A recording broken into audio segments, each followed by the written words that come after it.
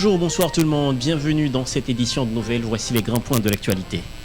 Ce 2 octobre coïncide avec 3 événements majeurs. Le vote de la résolution au Conseil de sécurité de l'ONU autorisant une force internationale sur le terrain, l'ouverture de l'année judiciaire 2023-2024 et aussi le lancement de l'année fiscale. C'est à suivre dans cette édition de Nouvelles. Ce 2 octobre marque les 86 ans de massacre El Corte en République dominicaine. Plus de 20 000 Haïtiens furent tués entre Dajabón et Ouanaminthe. Le collectif des parties signataires de l'accord Montana commémore cette date en déposant une gerbe de fleurs devant le consulat général de la République dominicaine à Port-au-Prince. Des producteurs d'œufs en République dominicaine protestent contre la décision d'Abinader de fermer les frontières avec Haïti. Ils ont déposé des milliers d'œufs pourris au pied du monument agricole à Moka. Et dans l'actualité internationale, vers une médiation algérienne au Niger, Mohamed Bazoum va porter plainte à Niamey.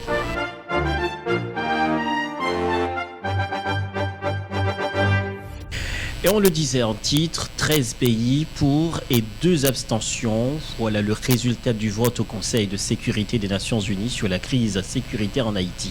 Cette résolution adoptée autorise le déploiement d'une force multinationale en Haïti. Les 2 États qui se sont abstenus sont la Chine et la Russie. Cette résolution, rédigée par les États-Unis et l'Équateur, envisage d'éradiquer les gangs armés qui terrorisent la population. La force multinationale qui sera dirigée par le Kenya comprendra 12 pays. Elle interviendra sur le chapitre 7 de la charte de l'ONU qui priorise des actions contre les groupes armés. Suivez. Le Conseil peut maintenant passer au vote sur le projet de résolution qui lui a été présenté. Nous allons donc procéder au vote sur ce projet de résolution. Toutes les délégations souhaitant adopter le projet de résolution repris dans le document S 2023-709 peuvent-elles lever la main?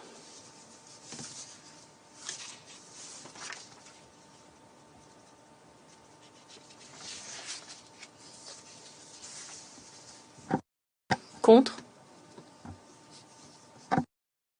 Abstention?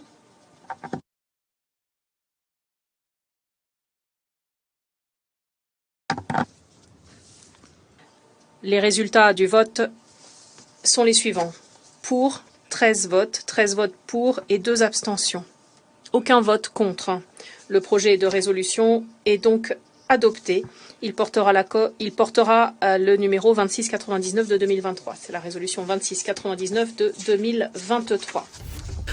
Ouverture ce lundi 2 octobre 2023 de la nouvelle année judiciaire. Plusieurs personnalités du gouvernement et du monde de la Bazoche ont pris part à cette importante cérémonie.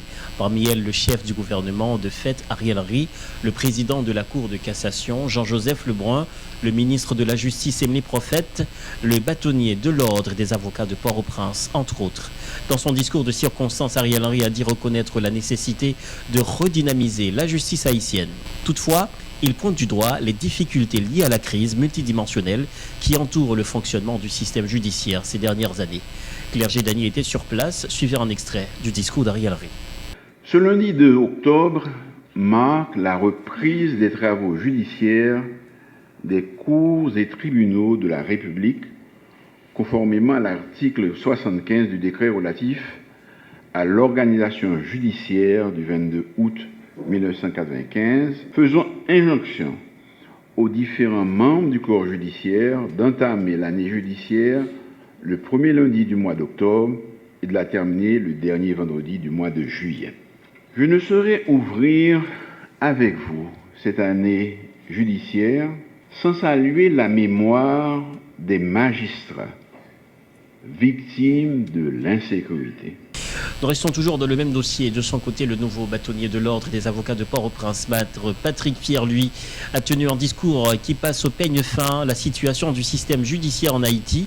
Il souligne les différentes crises qui empêchent le bon fonctionnement de la justice, tout en invitant les acteurs concernés à s'élever à la dimension d'hommes responsables pour sauver Haïti. Maître Patrick Pierre, lui, croit que le changement d'Haïti dépend aussi d'une justice forte et transparente. Suivez ses déclarations.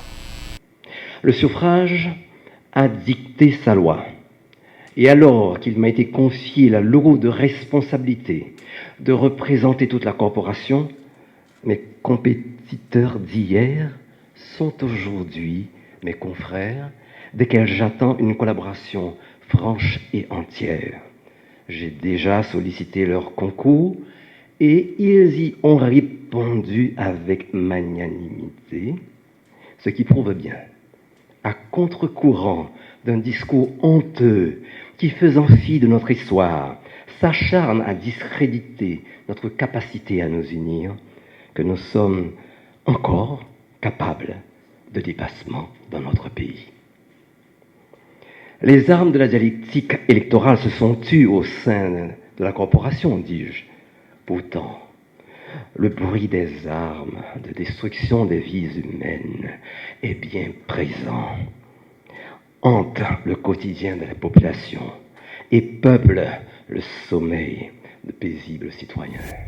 Nous parlons économie également dans ce journal. L'économiste Noémie Germain réclame l'audit du ministère des Affaires sociales et du Travail sur la gestion des 30 milliards de gourdes qui étaient alloués dans le budget 2022-2023, commentant l'exercice fiscal écoulé à la première édition du journal Première Occasion.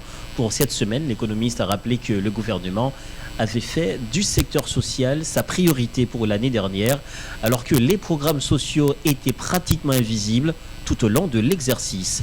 Les explications de Noémie Germain. Voilà les objectifs qui sont fixés pour l'année fiscale. L'important pour nous garder les documents ça, puisque c'est lui qui fixe les indicateurs. Eh bien, ça que tu prévois pour l'exercice qui s'est réalisé avant de traverser dans le budget. D'abord, pas oublier que le gouvernement a des objectifs de croissance économique. C'est important, guerrier, parce que toute économie doit faire croissance pratiquement, puisque c'est croissance qui faut produire richesse pour répondre à des besoins qui ont tendance à augmenter chaque jour qui joue. Eh bien, le gouvernement a un objectif de croissance de 0,4%. À la fin de l'exercice, combien il fait? C'est moins 0,4%. C'est quatrième année de suite que l'économie haïtienne connaît une croissance négative. Et ça, il faut chercher sur les 50 dernières années, pas besoin de venir. Deuxième élément, c'est justement la question des prix dans l'économie. Puisque l'important pour prix, pas plaider varier, puisque moi-même avant, nous avons besoin de faire planification. Je dis à ma lever, tu vas me dire, regardez 25 gouttes, 25 gouttes après. La nuit à la planification économique du ménage, c'est-à-dire moi-même avant. Mais la nuit avec l'entreprise dans tout. Entreprise dans un ensemble de prévisions que la fait chaque jour. Donc, il faut que le prix stable. Il nuit à l'État tout. Puisque l'État, il a un budget. Si chaque jour le prix a varié, le budget a perdu valeur dans le Eh bien, le gouvernement te dit que l'arrivée 30 septembre, la kembe inflation. Objectif, oui, la kembe inflation à 24,5%. Nous pouvons arriver dans les données septembre. Données publiées dernières par IHSI, c'est données juillet. Mais c'est une inflation de 38,9%. Donc, le gouvernement, dans le Népal, il était 24,5%. Jodi, nous avons 38,9%. Et ça fait d'Haïti, quatrième pays dans tout le continent américain qui a une inflation plus importante. C'est-à-dire une inflation plus haute. Quatrième pays. Et pas oublier, non, l'autre pays qui est dans une situation ça, c'est des pays qui sont dans une situation particulière, comme l'Argentine, etc. Le Venezuela, qui a des problèmes particuliers. Donc, ça veut dire que en Haïti, nous pas dans question d'instabilité prière du tout. Mais il y a l'autre objectif, le gouvernement est fixé. Autre point de l'actualité dans ce journal, 2 octobre 1937, 2 octobre 2023, 86 ans depuis le massacre de plusieurs milliers d'Haïtiens en République dominicaine. Pour commémorer cette date tragique, le collectif Patissi Ate Aqua Montana Capesam a déposé une offrande florale devant le consulat général de la République dominicaine en Haïti. Le massacre El Corté survenu en 1937 à Dahabon a causé la mort à plus de 20 000 Haïtiens. Le Capesam se souvient encore de ce génocide et demande à l'État haïtien de tenter une action au niveau des instances internationales de justice contre la République voisine. Suivez. Nous déposons en mémoire de plus que 37 000 Haïtiens qui étaient morts sous frontière République dominicaine dans l'année 1937. Et nous croyons que de 1937 à aujourd'hui, nous croyons qu'il y a plus Haïtiens qui continuent à mourir et à violer la République dominicaine. Nous voulons envoyer un message par le monde pour nous dire que la République dominicaine, plus grosse promotion fait en République dominicaine, c'est promotion raciste. Son peuple raciste que la République dominicaine est. Eh bien, de 2 octobre 1937, c'était date que Raphaël Trujillo, ancien dictateur, était passé l'autre acte militaire et acte civil pour être assassiné plus que 37 000 Haïtiens. Eh bien, nous-mêmes, nous disons, si Haïtiens dans l'époque là, tu prends responsabilité, si Haïtiens dans l'époque là, tu bataille contre gros actes barbares ça, que Dominicains avec Raphaël Trujillo ou Léonidas te fait sous peuple haïtien, journée jodi a comportement inhumain et comportement raciste que Abinader gagne journée jodi a, il pas tape la journée jodi a. C'est parce que gouvernement d'alors que nous te gagné dans le pays yo c'était des restes avec. Et même journée jodi a, c'est des restes avec. Bamdou, comment on fait comprendre que jodi a un canal qui construit en République Ouanamet pour irriguer plein de Maribao. Ariel Henry comme une marionnette, il traverse l'autre bord, il fait un discours. C'est ton discours côté que c'est l'île qui est capable de faire, pas de faire autrement par rapport avec ça que l'ouest en est dans le pays. Dans l'actualité internationale, l'Algérie a annoncé lundi que le Niger avait accepté sa proposition de médiation visant à mettre fin à la crise politique ouverte dans ce pays depuis le coup d'État du 26 juillet. Une information non encore confirmée par le régime militaire. Par ailleurs, les avocats du président déchu Mohamed Bassoum ont annoncé le dépôt d'une plainte à Niamey contre les putschistes. La victoire dépend de notre coopération. C'est ce qu'a déclaré Zelensky aux ministres européens devant les ministres européens des Affaires étrangères réunis à Kiev. Le président ukrainien Volodymyr Zelensky a affirmé que la victoire dépend de la coopération entre l'Union européenne et l'Ukraine. Selon la chef de la diplomatie française, Catherine Colonna, le soutien occidental reste encore très intact. C'est la fin de cette édition d'information. Merci de l'avoir suivi. Restez branchés Télévision Caraïbe pour la suite de nos programmes. Au revoir.